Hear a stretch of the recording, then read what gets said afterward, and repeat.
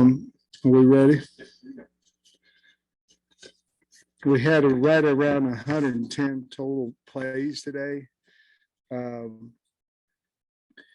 went one offense versus two offense versus one offense, 3 versus 3, then came back and did good on good, 1 on 1, 2 on 2, 3 on 3, somewhere around close to 30 plays in those 2 racks a piece. And then we had a third down situation where we stayed out there 8 plays in a row.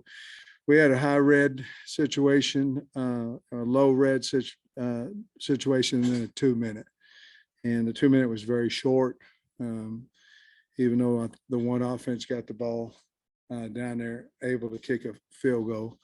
It was on a 50, 22 seconds, no timeouts, and they were able to get us in field goal range.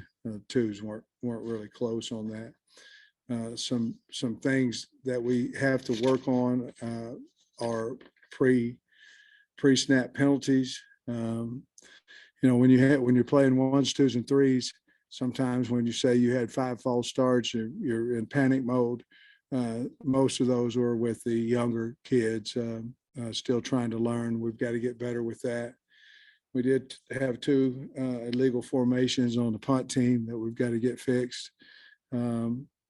We very limited holding calls, very few pass interference calls. Those are going to happen, but I thought we were good both in those 2 categories. But we kicked the ball off a couple of times out of bounds, and so there were, in my opinion, there was 9 penalties that we had that were just us, not where you leave it to an official and go, well, was that holding? Was it not? So those things we have to clean up. That's usually what happens in your first scrimmage, especially with your younger kids. But the tempo was good. I feel like our team is in pretty good shape. I think it's in good shape with 3 weeks to go. We're certainly not game ready, but we saw a lot of good things out there, and I'm sure you'll ask me some questions about it. So fire away. Yeah, Coach, I'm sure you'll go back and watch the film later today, but just from what you were able to observe, anybody jump out, any standouts, notable plays? Yeah, I thought, especially in third down, we all over the place, 4, 8, 11, 9. I thought our offensive line, one-on-one, I thought they protected extremely well. We were 6 or 7 for 8 on offense. Our wideouts are getting open. Matt Landers had a good day. Sategna had a good day. I'm talking about with some of the long balls. KJ threw the ball exceptionally well. On defense, there was a lot of sacks. Zach had some. Dorian Gerald had some. The guy I really like on the defensive front is playing his butt off is Terry Hampton. I mean, he's playing really good football right now for us, and he just shows up all the time, everywhere. We're a little banged up in the secondary right now. Cadlon had a family issue that he needed to go to.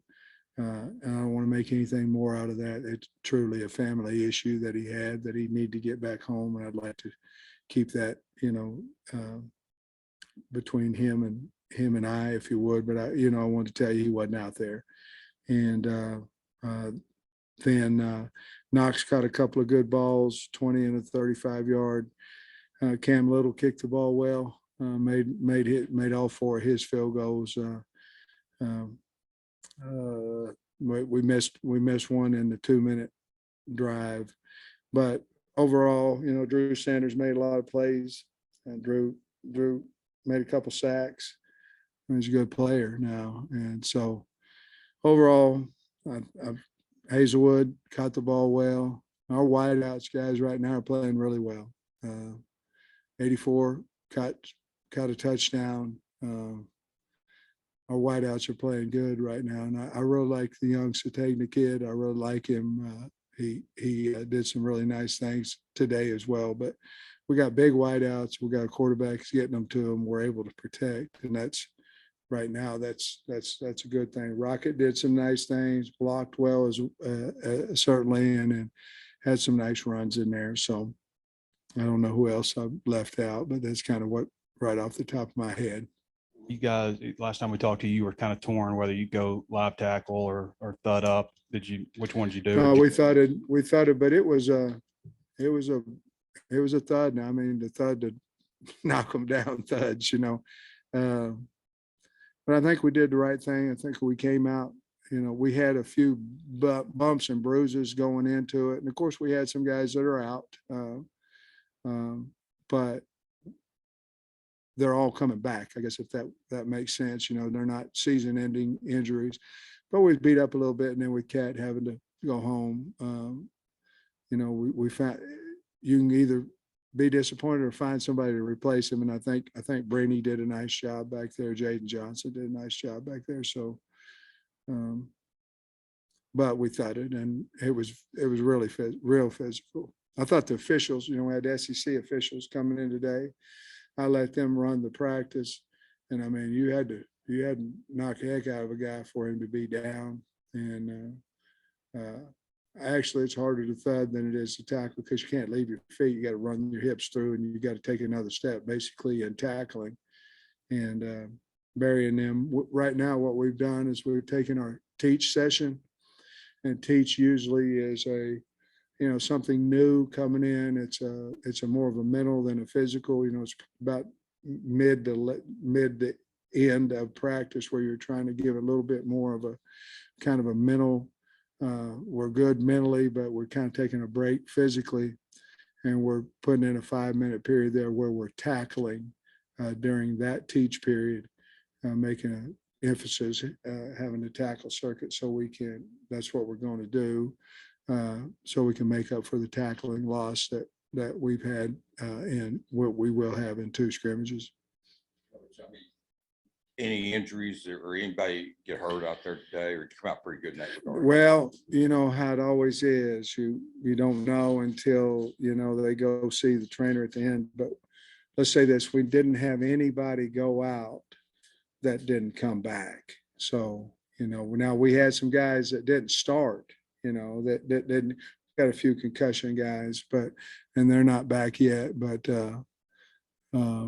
other than we didn't have anybody that started that you're going, hey, he's not able to come back. You talked during the summer when we've seen you in spring and a little bit of preseason here about wide receiver, probably the biggest question on the offense, defensive line on defenses. Guys like Matt Landers, Isaiah, and then Terry Hamptons, are those guys we're here in the spring that have come on that make you feel a lot better about those 2 spots? Yes. I mean, Hazelwood didn't bring to that room in the spring what he's bringing to it now. Part of that, I'm sure he's uncomfortable. He doesn't know the guys, but then you take him and you take Matt Landers, and then whatever happened with 84, Warren, whatever's happened with him has been a wonderful thing. And it may be these 2 older guys along with Keytron. And then now I think you're piecing in Satagna. And I like our young kids too. That team, that group, that unit there has went a little bit to in the first 8 practices from, man, we've got a concern to, man, somebody else got a concern about our guys, really pleased. Coach, you mentioned the illegal formation on the punts, a couple of kickoffs out of bounds. I know you don't want penalties at all, but is it good that's happened now and you can coach them up over the next 3 weeks? Well, it's never good, look like a fool out there when you got your tackle lined up too deep. But, you're also, again, we got to get it corrected. But again, you're looking at 3 deep of all those units. We punted twice per unit, 1, 2, 3, 1s, 2s, and 3s punted twice a piece. We kicked 8 field goals plus extra points, and we kicked off 3 times, 1s, 2s, 3. And we were formation twice, and we kicked a couple out of bounds. That's I don't know how concerning that is today, but it's the first scrimmage. That's why you scrimmage. You got to try to make it as much as you can, and the atmosphere of a game. In other words, hey, we're coming off the sideline on the field, and this is it, and maybe a little bit of jitters there. But I'm not overly concerned about it because it hadn't happened at practice. It's just we've got to get it fixed. You're right. It certainly gives us a point of emphasis, to make. You mentioned Brady during the spring. I think it took him a little bit longer to adjust, kind of learn a new position. Do you feel now that he's, in the fall, he's starting to really pick up on things a little bit better? I think he's comfortable. Made some nice plays out there today. I love the kid. He I knew him when I was over at Georgia. But I think a little bit like Hazelwood, where it took him a minute to kind of know the people, and everybody's looking at him, because he started over there at Georgia and for the most part, and they won a national championship. Here comes this guy, and it's not only the way we're looking at him, how he's looking at us, and the same way with Hazelwood. He came in with all these, accolades out of high school and all this kind of stuff. And but to their credit, they've done a nice job, and now they're playing with confidence, and the team's done a nice job of accepting them on the football team. Coach Shearer said yesterday that he felt like some of these new linebackers came because of players like Grant Morgan and Hayden Henry. So now, a few months out from their leaving, and now that you've had these new guys for a while, what kind of impact do you think that those two guys have left? Well, I never thought Hayden Henry got enough credit. I mean, when he was wired, there was one short or two. I mean, he's crazy. I mean, in a good way. He's fearless. Let's say that. Crazy is the wrong word. He's fearless. 4th and 1, he's going to go in there and somebody's getting hit, him or somebody. I mean, he was at practice yesterday. He was invaluable to our football team. He really was. And Grant was everything as well. He was a little more vocal. I think when Henry talked, they were kind of afraid of him. When Grant talked, it was kind of, we're listening to you, Wonderful kids that loved Arkansas, and they loved the culture that our coaches, brought in here. And they'll be forever, we'll be indebted to them because they recruited, they're recruiters as well. So yeah, they're really good players and better people. As far as those linebackers like Pupal and Manny Powell and some of the younger guys, just what have you seen from them so far, and what are your expectations there? Well, anytime you have somebody that's leading the charge like Grant did and Hayden did and really Bump, now you got Bump, and then Drew kind of, he's that guy now, he's kind of that bumper pool type guys look at him that way. So now you got Crook and Manny Powell and Henley, and then of course Pupal. It gives them something. It shows them how to do things correctly. It shows them how to work on and off the field. It shows them how to run to the ball and all those things.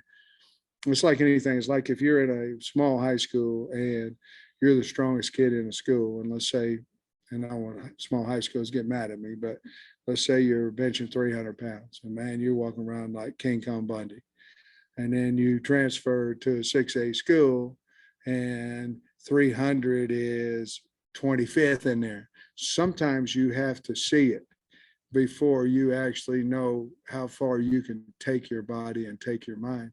And the one thing we have is you're seeing Bump do it, you're seeing Drew do it, and now they're going, hey, they can do it. I've got to do it. And eventually they're able to do it too. I don't know if that's a good analogy. I came from a small school and then went to a bigger school. And I wasn't strong at the small school or the bigger school, but I just was visiting. Coach, you talked about Satania. You've talked about how smart he is. I'm curious what else stands out to you that, you come and you say, I really like that He's kid. fast. And I tell you what, he can cut on a dime, man. Guy's got great ball skills. And he's just a really good player, sometimes if you're not the biggest guy, you have to have special skills, and he has them. I mean, he can separate, really good hands. He doesn't say a word now. He just comes and goes to work every day. I really like the kid, and I like him a lot when he runs by people. I like him a little bit more, but that's what he had. He's got super speed now. And then just any other younger guys that stood out to you today, maybe freshmen or just younger guys? Well, I thought Crook had a good day. Young ones. Chambly had something to do with the shoulder. I don't think it's bad or anything, but he did not come back. That's one that did not. But Chambly was playing. He's up playing with the twos. He's doing a good job. And Marion Harris doing a good job. Kudus is a guy that's going to be a really good football player up front. I anticipate him making a huge charge towards the two deep. And then I really like, and they played well today. Bakke caught a nice pass or two today. And Quincy McAdoo, man, I just really like Quincy McAdoo. He's faster than what I thought he was when we recruited him, and he's tough. I mean, he's Arkansas. I really like him. But those are the guys that stick out, right? Oh, I'd be Nico Davier.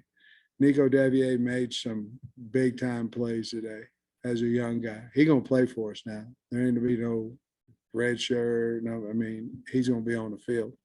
He's a good player. A minute ago, your cornerbacks, do you feel like you might rotate a little bit more at corner this year, and maybe can you evaluate how they've done? Yeah, I think there's, obviously, we talked before scrimmages and how we're going to play the players and all that, but you have HUD and certainly have Malik Chavis. Those two guys are running most of the time out there with the ones, and then you got Nudie, Dwight McLaughlin, and then you got Day.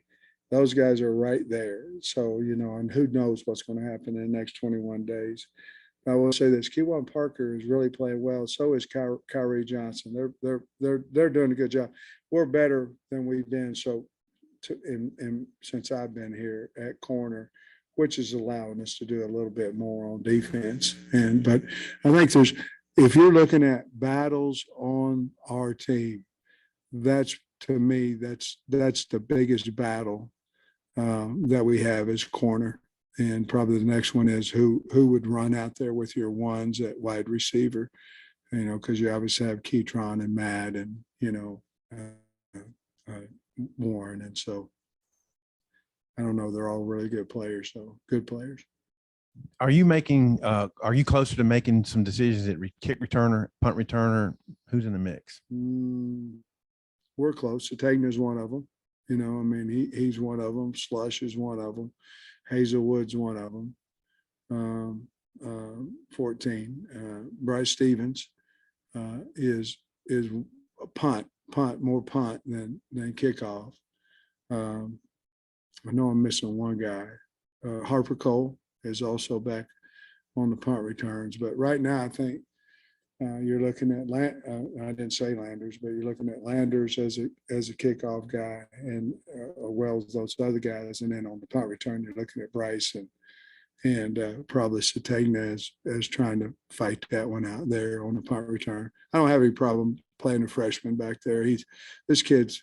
Anytime you compete like he has out of high school and all the state championships he's played on in track, and he's played on a really, quality high school team. As long as we give him enough reps, I'm not going to worry about him. I mean, he's a special guy. So AJ's not in on the mix on kick return. AJ Green. Oh, I'm sorry. AJ Green is part of that mix too. I'm sorry, I missed him. Certainly, yes. Since you mentioned that Takiest is working over on the right side, battling with Dalton, I don't think we even asked you about Luke Jones, but he's the one, I guess, non-incumbent back on the offensive line. What has he been doing, and is there competition over there? I told Cody the other day, I said, we don't talk a whole lot about him, and if you don't talk about an O-lineman a whole lot, that's a good thing, because he's not sitting out there getting embarrassed. And Luke's done a really good job. I mean, he really has, and they put a lot of guys over him. The hardest guy to block off, coming is Drew Sanders. I mean, he's a hard guy to block, long and strong and all that, but he's done a nice job over there. Obviously Devin Manuel would be the guy. We could move Brady Latham out, if we needed to as well. But we haven't felt the need to move Tykees Crawford over there yet, which I thought going into camp that we may, press Luke a little bit more with a Tykees, but I don't think we need to. Tykees played several reps with the ones at right tackle today as well. He didn't start, but but he's done a really good job. So I don't think there's really any need to do more than what we're doing is get Devin Manuel ready and have Brady Latham as well have an opportunity to play left tackle, which he has at practice, and he did today actually. About Malik and Fortin, how those Malik Big Hornsby, battle. obviously. I mean, it's a good battle. I mean, obviously Malik has so much to offer in speed and all those things. And Malik actually got several reps at wide receiver today as well, which allowed us, to rest him a little bit and put Fortin in there. Fortin played with the twos some, not all. I mean, he didn't start with the twos, but he played some with the twos today and did a nice job. I like Fortin. So there's a battle there of at that spot as well. And like I said before, he allows us to do what we've been doing with Malik. That was one of my questions about Malik playing wide receiver today, but also at defensive end, you got Shad Stewart, Zach Williams, and then Dominic and Landon Jackson. How is that race for who starts there? How's that shaping up right now, Coach? Well, as of right now, Stu's playing the best of them, I think. He's gotten bigger, stronger. Zach's played really well as well, but I think Jordan Dominic not Jordan Dominic. I keep messing up. Jordan Dominic. He had a great last 3 or 4 days. He just didn't know how to practice like we like to practice, and I actually put it up in front of the team and said, since 1902, this is the worst D-line rep I've ever seen. Told him I'd went back in the archives from 1902 of every high school, every college. I was mad, but he got the hint, and man, he came on. Landon Jackson's always had a motor. I think he's been out, long enough to where he's got to get back in football mind shape, whatever. He's going to be a really good player for us. Those four I really like. And then what do you do with Nico? Because Nico's going to play now. Nico's a good player. And so what we've done, because Cam Bowles been out with injury, we've moved him inside. But I think Nico can play inside or outside. I really do. I think he's going to be a really good player. He and Eric Gregory will probably be playing in and out mode. There you go. We kind of look at now. Eric's 300, Nico's about 280. But Nico ran down a ball today now that a 280-pound guy shouldn't be able to do. I know I can't. That's about where I'm hovering, but had a good summer. I was going to ask you about Nico. I mean, how receptive was he to moving inside the other day? And what have you seen from his just like mentality and mindset? And he just wants to play. I mean, I tell you what, and it goes back, and his mom and dad are so great. I mean, great people. It's so much fun to be around. They raised this kid big time. He'll do whatever. We got him on every special team. I mean, you don't find many guys that's that big, that's that athletic at his age, and that have a motor. And he does. I'm really high on him. I think he's gonna be really good for us. Talked earlier about game shape, just in terms of overall level of competition and level of execution. How close is the team to where you want them to be at 3 weeks out before the start of the season? As a whole team, not real close. We got a lot to work on. I've been bragging on some positions, but you got to put them all. You can't just have a really good player over here, good players over. You got to put it all together. I thought the second half of the scrimmage, I thought we put together a little bit on both sides of the ball, playing well together. But we're not there yet. The first part of practice, the first part of fall, a lot of times is you're not worried about playing together as a team. You're worried about surviving practice, and it was hotter than hot, out there.